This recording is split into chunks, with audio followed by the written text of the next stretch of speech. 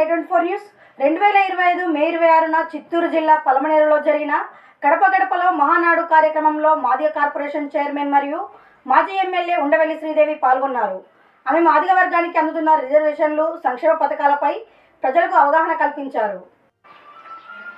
శ్మశాన వాటికలు, అంబేద్కర్ భవనాల అభివృద్ధి, తాగునీటి సమస్యలపై తక్షణ పరిష్కార హామీ ఇచ్చారు. అదే రోజు చిత్తూరు ఎస్సీ కార్పొరేషన్ కార్యాలయం, తుమ్మలపాలెం ఎస్సీ కాలనీలో సమావేశాల్లో కార్పొరేషన్ లోన్లపై దిశానిర్దేశం చేశారు.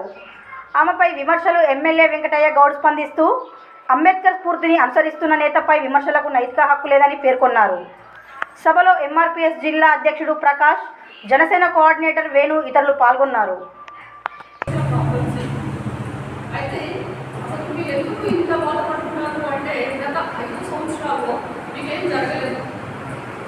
ఎస్సీ ఎస్టీ బీసీ మైనారిటీస్ అనుకుంటూ జగన్మోహన్ రెడ్డి గారు ఎప్పుడు కూడా దళితుల మీద మేనమామగా ఉంటా, దళితుల మీద అండగా ఉంటాను ఎన్నికల ముందు చెప్పాడు. కానీ ఆయన దళితులకు ఎప్పుడు కూడా మేనమామగా లేడు. వెళ్ళి అక్కడ ఏ విధంగా మన జాతికి అభివృద్ధి చేసేందుకు ప్రణాళిక సిద్ధం చేశారు, వాటన్నింటినీ కూడా పరిశీలిస్తారని చెప్పి తెలియజేశారు. ఇక్కడ అక్కగారు బయలుదేరేంత వరకు మనం అందరూ అండగా నిలబడి ఒకరికి సపోర్ట్గా ఉండడం, నేను అక్కడ కుటుంబం చేయడం జరిగింది.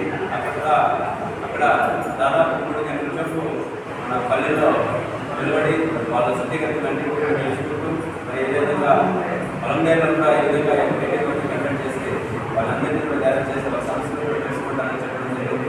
మరి అదేవిధంగా చిత్తూరులో కూడా సాయంత్రం మీటింగ్ కూడా ఏర్పాటు చేయడం జరిగింది. పల్లెల్లో సమావేశం మాట్లాడుతున్నారు. కాబట్టి మీరందరూ కూడా అన్నింటినీ సపోర్ట్ చేయాలని చెప్పేసి అక్కగారు అక్కడ గుంటూరు నుండి ఇక్కడికి చేయడం మాకందరికీ కూడా చాలా ఆనందంగా ఉంది. మేము అదృష్టంగా భావిస్తున్నాం.